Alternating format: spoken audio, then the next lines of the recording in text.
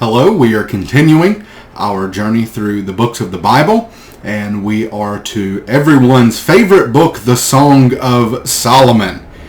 This is a book that typically scares people, and they don't really know how to go about reading it. They don't know what to think.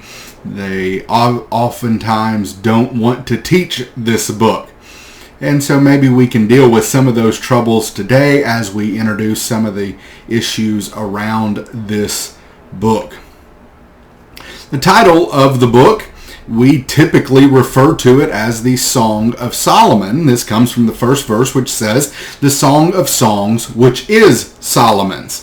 And so this has usually been referred to as the Song of Solomon, or maybe as the Song of Songs. Either one of those phrases is perfectly fine. The phrase, the Song of Songs, in Hebrew works as a superlative. And so of all the songs, it is the best song. The same idea is behind the phrase Holy of Holies and King of Kings. We understand that concept, and it is applied here to this Song of Love. And then we see the Latin Vulgate title, which is Canticle of Canticles. You'll see that sometimes, not really a title that we use, so we don't have to worry about that one too much. Well, when we think about authorship of this book, I would imagine that most of our minds automatically go to Solomon. And I think we understand why. His name is right there in the first verse. We typically refer to this book as the Song of Solomon. And so we think about him writing it. The issue is the phrase, the Song of Songs, which is Solomon's. That phrase could mean that it's by Solomon, that it's to Solomon, that it's in honor or for Solomon, or that it's about Solomon. So it really doesn't tell us that Solomon is in fact the author. Like most of the books of especially the Old Testament, this book is really anonymous. There's no one saying that I wrote this, since that phrase can mean a number of different things. As to other suggestions, some say Hezekiah, but there's no real tradition associated with anybody except for Solomon. The question then is, how do we read this book? And there's a few different ways to do this. This is probably the biggest debate that we would have maybe in a Bible class about what's going on in this book. Now, the way the book has been understood through the past centuries is that it is allegorical in nature, and that the man and the woman in the book stand for something else. And the typical explanation of this is that it is God and Israel. God is the man, Israel is the woman, and we have this intimate relationship between the two. We see some similar imagery in the book of Hosea. Remember, Hosea is told to go and marry a prostitute, and that relationship was supposed to symbolize God and Israel. Some take this a step further based on a passage like Ephesians 5, where wives are to submit to their husbands, and husbands are to love their wives just as Christ loved the church and gave himself up for her. And so some say that this is a preview of Christ and the church. Now, the biggest issue I have with both of these views, or the allegorical view, is the frank, explicit language, sexual language in the book. We have frank language elsewhere, but it's never like this, used in a good way. Thinking of the passages in Ezekiel, it's not a good explanation. It's not a good thing that's happening. And so this kind of makes for a little bit of an awkward reading. So many have interpreted this as an allegory, and probably the most common view, maybe in our circles, would be the dramatic view. And that is basically that we are looking at a play. And if you'll open up your Bible in my ESV, it is written out as a play, maybe the script of a play. Each character is given their lines, the chorus has their lines, and the idea is that we have some kind of a drama before us. Now, this view actually takes two separate views as well. There is the two-person view, which says that it's just a man and woman who are in love with one another, and they're going about looking for one another, trying to find one another, yearning for one another. And then there is the three-person view. And this is the idea that there is the woman, and then there is her shepherd lover, and then there's a third individual, and this individual is Solomon. And Solomon seems to maybe want to take her into his harem, and yet she is in love with her shepherd boy. And so we have that kind of classic romantic story or competition, if you will. The biggest problem with this view is that you just don't see anything else like this in Scripture. It doesn't seem to have been a common genre in Israelite literature. And so maybe this isn't the best way to look at it. Furthermore, the dialogue gets a little iffy in terms of who is saying what and when. And then a third view, there's more, but these are maybe the three biggest ones that we would come across. The third one is that what we have here is a collection of love poems. I think this is the simplest view. It's the easiest one to take in and to learn some lessons from, and it does away with some of the issues, the troubles of the allegorical view and the dramatic view. If we look at it as a collection of love poems, probably just kind of simplifies everything. And with that in mind, I think we'll look at some structure, some organization to the book. The issue is it's based on your interpretation. Is it allegorical? Is it dramatic? Is it a collection of love poems? Whichever one of those you take impacts how you're going to see the structure of the book. And so I am sharing with you Tremper Longman's structure of the book from his commentary in the New International Commentary on the Old Testament series. And he sees in this Song of Solomon 23 poems. And you can see the breakdown there. I'm not going to specify all of that. If you're interested in that, you can pause it and come back to this point. But there's his breakdown of what's going on here. Now, I'm not saying that Tremper Longman is the be-all, end-all of the Song of Solomon, but it's just kind of an idea of the structure, the breakdown of the text, if you want to look at it from this vantage point. Well, let's think about the purpose of the book. If you read through the book, you will note very quickly that it is passionate and that it is sexual in nature, especially when you become aware of the constant use of euphemism in this book. So it is passionate, it is sexual, and people often come away thinking, what on earth is that doing in the Bible? Well, I think it has a great place in the Bible. The relationship between man and wife is the most intimate of human relationships. If you'll think back to the beginning, this is the first relationship, not siblings, not even parent-child, but outside of our relationship with God. The most intimate human relationship we will have is with our spouse. And so we have this book that celebrates that relationship.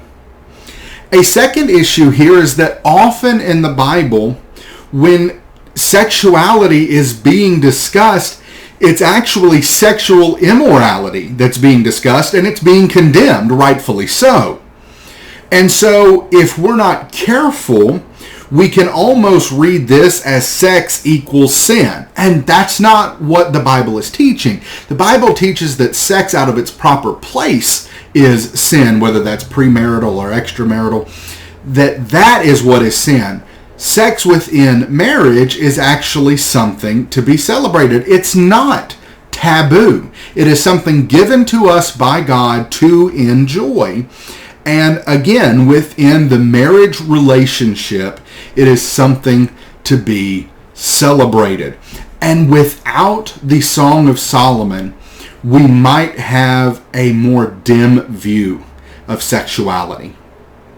And so this book puts it into its proper place and helps us to understand that in its proper place, it is a good, wholesome, and holy thing. I think about passages like Proverbs 5 at verse 18. We don't read many of these throughout the Bible. Let your fountain be blessed, and rejoice in the wife of your youth, a lovely deer, a graceful doe. Let her breast fill you at all times with delight. Be intoxicated always in her love. And then the maybe famous passage in Hebrews 13 at verse 4. Let marriage be held in honor among all, and let the marriage bed be undefiled.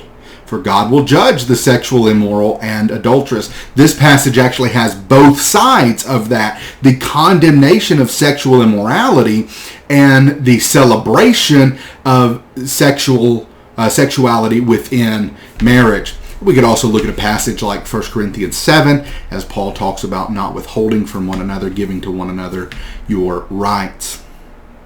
And so there's a lot of talk of sexuality in the Bible, but I think we would all agree the majority of the time it's in a negative light because it's in the wrong context. And so the Song of Solomon puts it in the right context in a relationship between a husband and wife. Well, some of the imagery in the book is sometimes exciting, sometimes it's funny, and sometimes it's a bit steamy, especially if you're looking for some of these euphemisms that are used. One thing that is seen regularly throughout the book is the language of the garden. And some have seen maybe here an echo back to Genesis with Adam and Eve in the garden. And so you have a passage like Song of Songs, chapter 4, verse 16, let my beloved come to his garden and eat of its choicest fruits. I think you have some euphemism going on here, but you also see that the garden was a place of love and intimacy here. And so throughout this book, these sets of poems, you see a number of references to the garden. And then I want to share with you some passages that are kind of just humorous, especially as we think of them, 2,900 years removed from their original context. In chapter 1 at verse 9, he says, I compare you, my love, to a mare among Pharaoh's chariots. If we were going to compliment our loved one, we would probably not call them a horse. Now, we should take these as they are meant. He is talking about this stately, beautiful animal. That's what he is saying here. That's how he is complimenting her. And we're going to look at a few more here that on the face of it are very humorous to us. We would never compliment our wives like this. Husbands at least don't try that. But we should at least try and understand what he's saying here. Maybe the references to graceful or to strength, or a number of different things that we could think about as we think about these compliments. In chapter 4 at verse 1, behold, you are beautiful, my love. Behold, you are beautiful. Your eyes are doves behind your veil. Now we could stop there and would have done well. But he continues, your hair is like a flock of goats sleeping down the slopes of Gilead. Okay, well, your teeth are like a flock of shorn ewes that have come up from the washing, all of which bear twins, and not one of them has lost its young. We get a little different there. We can understand the first part, oh, you're so beautiful, your eyes are like doves. And then the imagery keeps going, and maybe that's where we lose a little bit from 2,000, 3,000 years ago. In chapter 4 again at verse 4, your neck is like the Tower of David built in rows of stone. On it hang 1,000 shields, all of them shields of warriors. Your two breasts are like two fawns, twins of a gazelle that graze among the lilies. Again, let's try and understand the imagery, where he's coming from here. He's talking about a stately tower that is ornamented and decorated. And so we can see the point he's making. Again, maybe it doesn't work in 2020, but let's understand where he's coming from. And then one that maybe is the best one. Your neck is like an ivory tower. Your eyes are pools in Heshbon by the gate of Beth Rabbim. Your nose is like a tower of Lebanon, which looks towards Damascus. Your head crowns your head crowns you like Carmel, and your flowing locks are like purple. A king is held captive in the tresses. There's a few insults in this verse if you're going to read this literally. Your nose is like the Tower of David. I don't think any woman wants to hear that her nose is like a tower and that your head looks like a mountain. Well, congratulations. You might be sleeping on the couch tonight. No, again, we want to understand where he's coming from, the imagery that he's pulling from, not that her nose literally looks like the tower, but that the beauty of it and the solid nature of it doesn't have any crooked spaces in it. That is what's going on in this imagery. There is a warning listed, as you can see from our passage here, 3 times in the book. And it says, I adjure you, O daughters of Jerusalem, by the gazelles or the does of the field, that you not stir up or awaken love until it pleases. And some have seen in here a warning of this kind of intimacy and passion outside of its proper place, and that would be marriage. This kind of intimacy, this type of passion is for one place and one place only, and that is marriage. And then we see a phrase that's repeated a couple of times, and that is, my beloved is mine, and I am his. He grazes among the lilies. And the idea here is that they are committed to one another. This is a committed relationship. This is marriage. There's no wandering out, to use the language in the book of Proverbs, to some other woman's well, to some other man's wife. That they are committed to one another. And so I think what you really have in this book is God's desire for what we see in Genesis chapter 1 and 2. As God creates man in his own image, and then he creates man a helper.